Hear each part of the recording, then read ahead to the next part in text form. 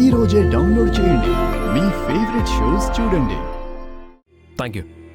SP సూర్య గారి bill మీరు కట్టారంటే మీరు ఆయనకి రిలేటివ్ అనుకుంటాను. ఆయన మీకేమవుతారు? యాక్చువల్లీ ఆయన ఇక్కడికి వచ్చిన కారణాన్ని నేనే, మళ్ళీ ఆయన ఇక్కడికి రావాల్సి వచ్చిన ఆ కారణాన్ని నేనే అవుతాను.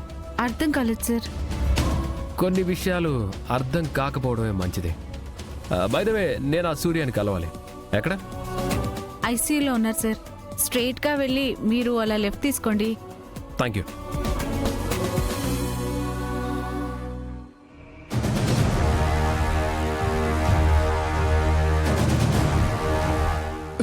నువ్వా?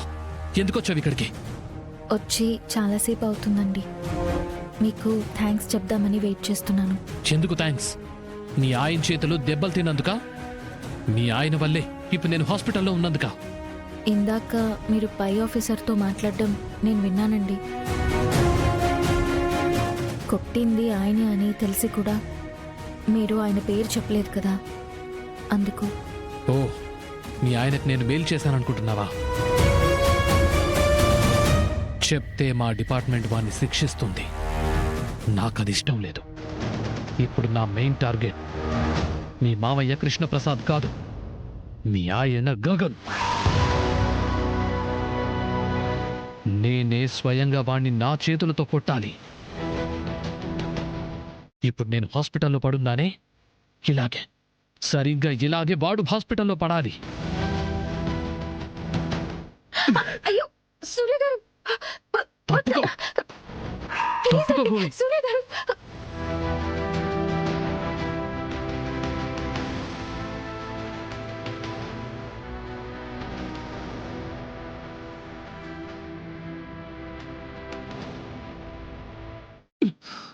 ఆవేశపడకండి.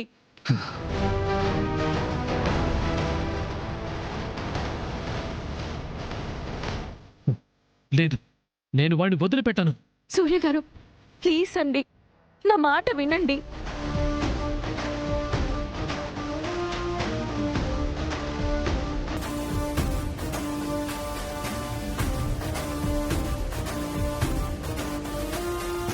ఎందుకండి ఆవేశపడతారు? మీ అన్నయ్యని చంపించారన్న అపార్థంతో మీరు మా మావయ్యని చంపాలనుకున్నారు. ఎంత కాదనుకున్నా మా మావయ్య వాళ్ళ నాన్న, మరి కోపం రాదా? అందుకే కొట్టాడు. చట్టాన్ని చేతిలోకి తీసుకోవద్దు అన్నారు. ఏదేదో జరిగిపోయింది. ఈ కోపతాపాల్ని ఇంతటితో విడిచిపెట్టేయండి. ఓ సిన్సియర్ పోలీస్ ఆఫీసర్గా ఇంకొకసారి మీ అన్నయ్య మర్డర్ కేసుని విచారించి నిజాలు తెలుసుకోండి.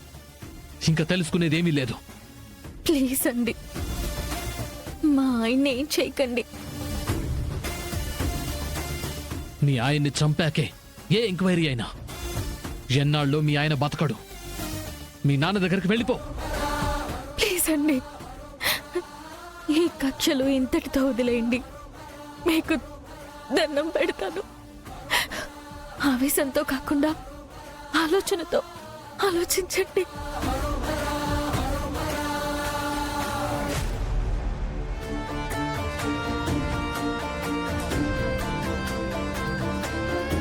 ప్లీజ్.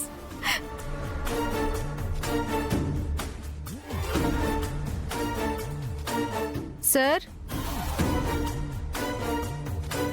ఎస్పీ సూర్య గారిని కలిసారా?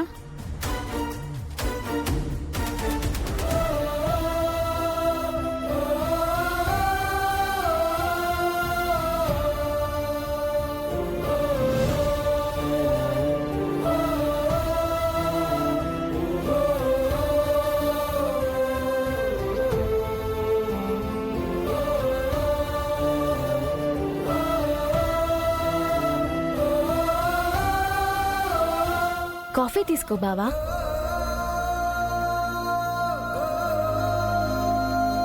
ఏంటి బావా అలా చూస్తున్నావు? కాఫీ తీసుకో.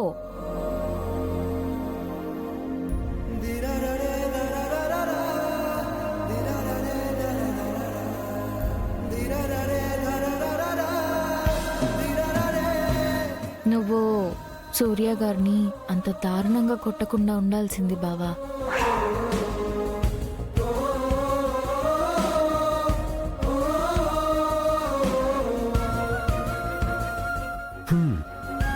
కరెక్ట్, నిజమే. ఎంతైనా నీకు కావాల్సిన మనిషి కదా. ఆ? బావా ఏమంటున్నావు? ఉన్నమాటే అంటున్నాను భూమి. మన ఇంట్లో వాళ్ళకి కావాల్సిన వాళ్ళు మనకు కూడా కావాల్సిన వాళ్ళే అవుతారు కదా. మీ నాన్నకి మీ అపూర్వ పిన్నికి ఆ సూర్య కావాల్సిన మనిషే కదా. నీకు కూడా కావాల్సిన వాడే అవుతాడు కదా. బావా ఏంటిది ఇంత దారుణంగా మాట్లాడుతున్నావు? ఆ ఇంట్లో మా నాన్న తప్ప ఇంకెవరూ లేరు. ఆ అపూర్వ నా మనిషి కాదు. నీకు మీ నాన్న కావాల్సిన మనిషి, మీ నాన్నకి అపూర్వ కావాల్సిన మనిషి. అలాంటప్పుడు నువ్వు కూడా అపూర్వని నా అనుకోక తప్పదు.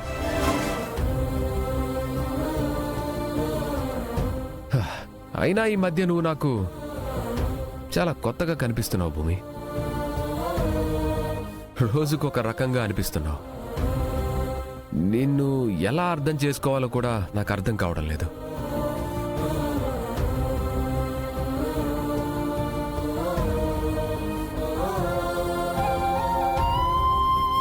ఈయన అర్థం కాకుండా మారిపోతూ నేను అర్థం కావడం లేదంటాడేంటి?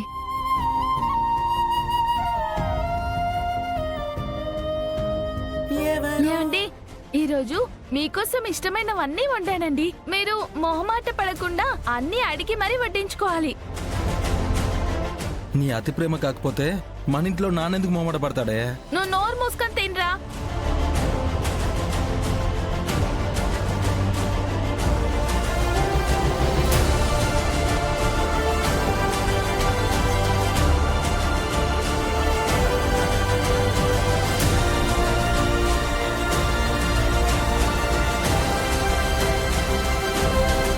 ఏంటమ్మా ఈ మంత్రికత్తలా చూస్తున్నావు? వాళ్ళ ఆనందాన్ని పాడు చేయాలన్నా ఆలోచన ఏమన్నా మొదలు పెట్టావా?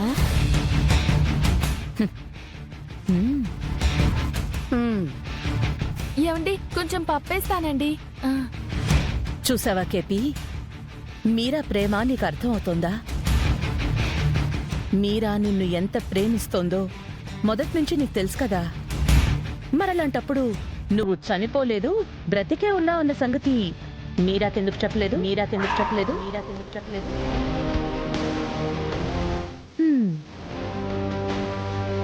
చెప్పొద్దు అన్న ఆలోచన నీదా? సార్